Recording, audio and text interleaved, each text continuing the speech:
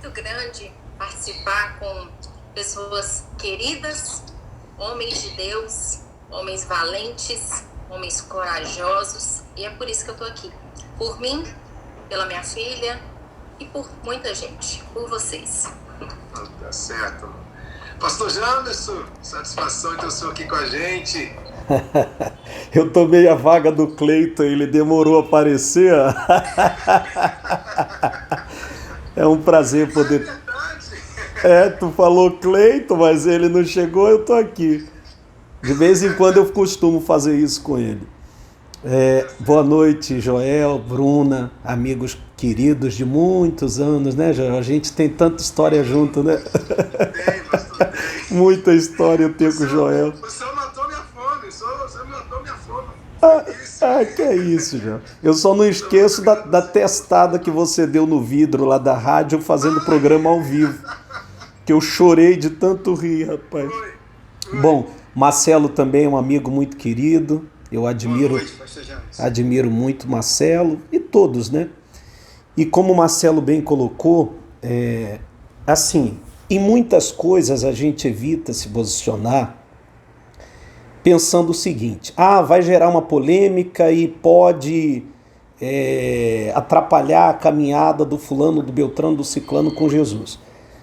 Só que hoje eu penso diferente, né? Hoje o meu pensamento é diferente. Tem coisas que nós, como verdadeiros cristãos, que fomos depois de anos impactados pela graça, a gente tem que se posicionar sim, independente do que vão achar. Verdade, pastor, verdade. Tem que se posicionar. E hoje a voz dos senhores, né? A nossa voz será a voz de milhares de pessoas que queriam ter essa oportunidade de se posicionarem, né? Diante de tantas coisas. Então tá bom, então, pastor James, Bruno e Marcelo, daqui a pouquinho eu vou chamar vocês novamente, tá bom? Beleza. Deixa eu apresentar os outros aqui, vamos lá. Vou ser bem direto, né? Vai ser aí. Eu quero colocar... Também é outro que fala pra caramba, hein? Poxa, o Cleiton é o lixo mais engraçadinho que esse é demais. A gente tá fazendo live, ele fica chamando de lindo. Esse é o lixo mais engraçadinho que tem. Então, Joel. Tá tudo certo. Alguém colocou aqui acho que foi a Dona Silvia, minha sogra, se eu não me engano. Ela colocou aqui, ó, hoje podemos rir sem medo. Verdade. No passado era só xixô. Verdade. Bom. Meu sorriso hoje tá liberto também, tá livre. Vamos lá. Pastor James, pode começar, fique à vontade. Bom, tem 3 coisas, Joel, que eu vou ser bem sucinto para não demorar, que eu queria colocar aqui. Primeiro, uma experiência. O Cleiton sabe bem disso, que a gente conversava muito sobre isso. No dia que a graça de Cristo me impactou e eu deixei de ser viciado em versículos soltos e comecei a estudar de fato a Bíblia, inclusive descobri que esse livro aí que a gente ama ler, inclusive do Cleiton, está ali na estante. A Bíblia é em 6 livros. O nosso magnífico antigo líder, né, ele tem um quadro com quem escreveu esse livro na casa dele. Por que nunca nos apresentou isso, hein? Qual o problema de nunca ter nos apresentado isso, se ele tem até um quadro com um sujeito na sala de casa? Bom, então quando a graça de Cristo me impactou, como todos falaram, eu queria transbordar isso nas pessoas. Eu comecei a fazer, o Cleiton sabe, o Cleiton até me orientava, porque eu não tinha intimidade com o Instagram, com o YouTube. O Cleiton foi o meu assessor, meu orientador durante um tempo. Né, Cleiton? Daí depois derrubaram o meu. Então o que é que aconteceu, Joel? Cleiton e Alexandre. Alexandre. Eu lembrei de novo do Alexandre. Anderson. Então a graça de Cristo transbordou em mim e eu queria transbordar nas pessoas. Só que eu sabia que para transbordar essa graça nas pessoas dentro do sistema eu ia pagar um preço caro. Né? Mas eu não temi, porque o poder da graça é uma coisa tão gloriosa que você não consegue guardar para si. Você não consegue guardar só para você. para sua esposa. Então, mesmo consciente que eu teria um preço a pagar, eu comecei a transbordar essa graça para o público que me ouvia lá em São Paulo. Vocês sabem disso. E eu fui chamado, porque eu estava postando coisas no YouTube, no Instagram. Fui chamado, colocado dentro de uma sala fechada com a minha esposa, minha digníssima Márcia, e me perguntaram o seguinte: por que você está desentoando do que é pregado aqui? O que é que está acontecendo com você? E eu falei para o cidadão que me colocou dentro da sala que a graça de Cristo tinha me impactado. Ele ficou doido, porque eu falei para ele assim: olha, a pandemia me fez bem, porque eu gastei tempo mergulhado na palavra. Bom, foi me orientado a parar de postar as minhas mensagens, parar de pregar isso, enfim, uma sessão tortura, como vocês já sabem. E quando eu saí da sala, eu falei para a Márcia assim: olha, prepare-se para passar pelo que Paulo passou. Inclusive foi o tema de um vídeo que eu postei esses dias, Paulo já nos preparando que nós seríamos tratados como lixo. Lembrando que quem chamou Paulo e os verdadeiros cristãos de Corinto de lixo foram os hipócritas de Corinto, que não conseguiam mais dominar os cristãos verdadeiros, porque tinham sido impactados pela graça. E eu falei para Márcia assim: olha, se prepara porque vai começar, o Cleito sabe disso. Né, Cleito? Eu compartilhava tudo com ele. E foi, um mês depois, né? Me perseguiram, criticaram. Eu nunca falei isso, sempre guardei, nunca me pronunciei, por amor a muitas pessoas que eu considero que ainda estão no sistema. Eu tenho muito respeito a elas. Mas eu sabia que iam vir as represárias, né? Como vieram.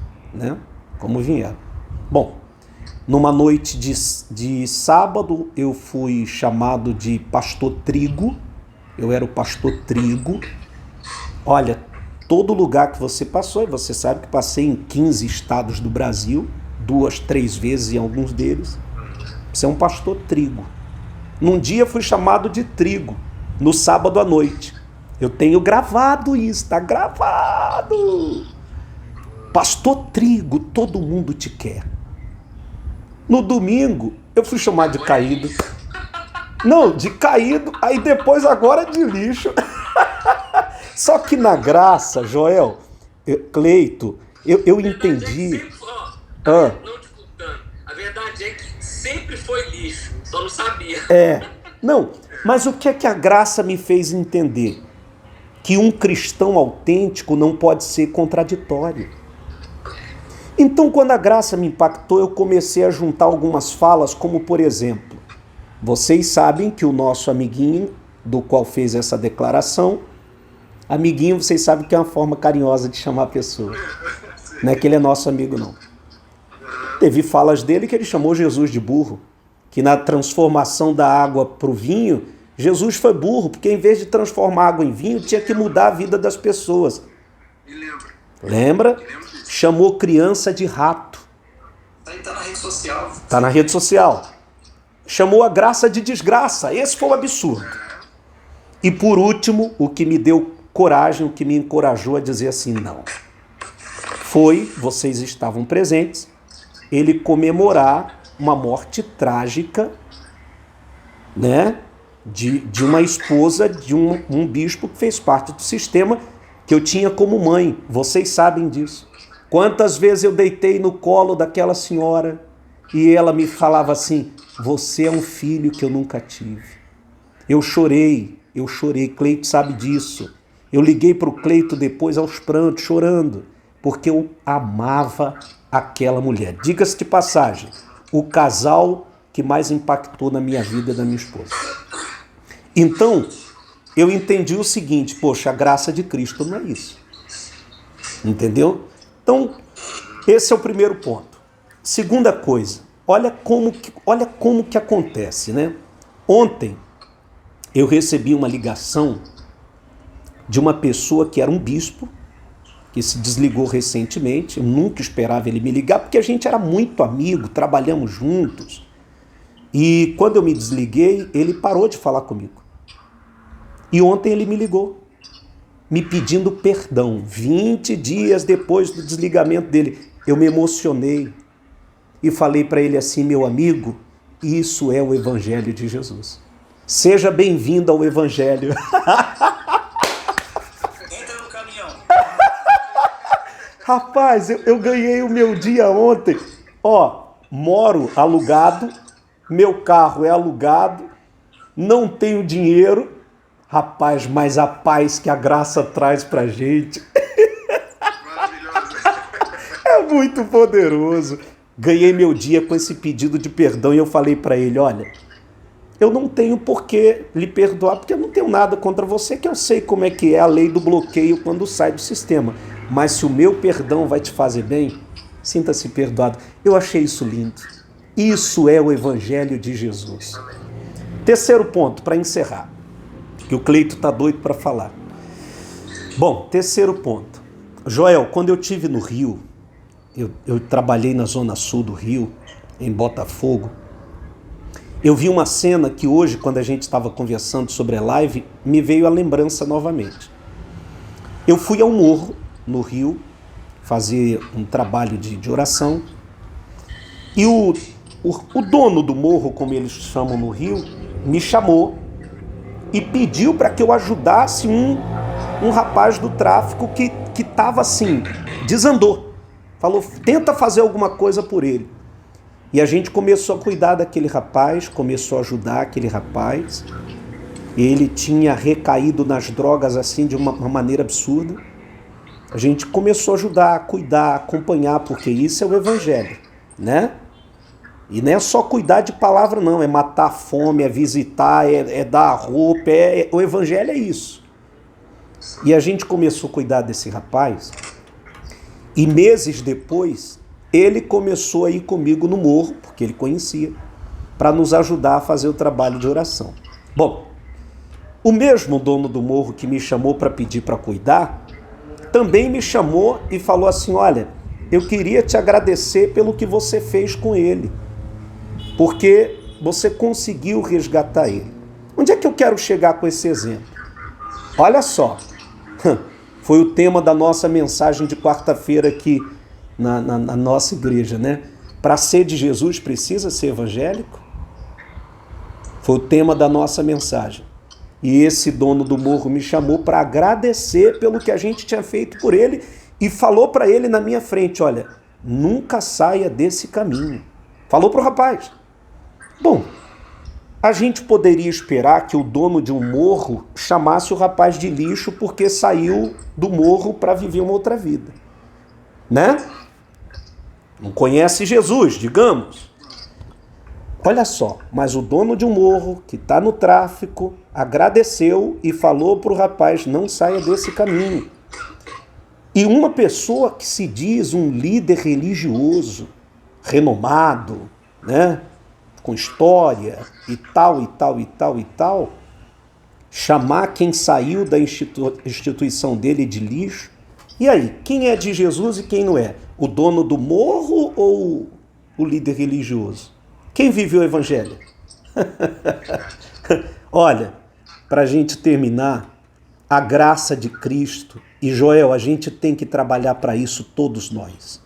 A gente tem que marcar mais lives, a gente tem que marcar um curso aqui, a gente tem que derramar, transbordar a graça de Cristo nas pessoas, porque só assim elas entenderão de fato o porquê que a gente está se posicionando diante da fala desse amiguinho aí que só Jesus na causa dele. Bom, fico por aqui. Verdade, pastor James, obrigado pelo comentário do senhor.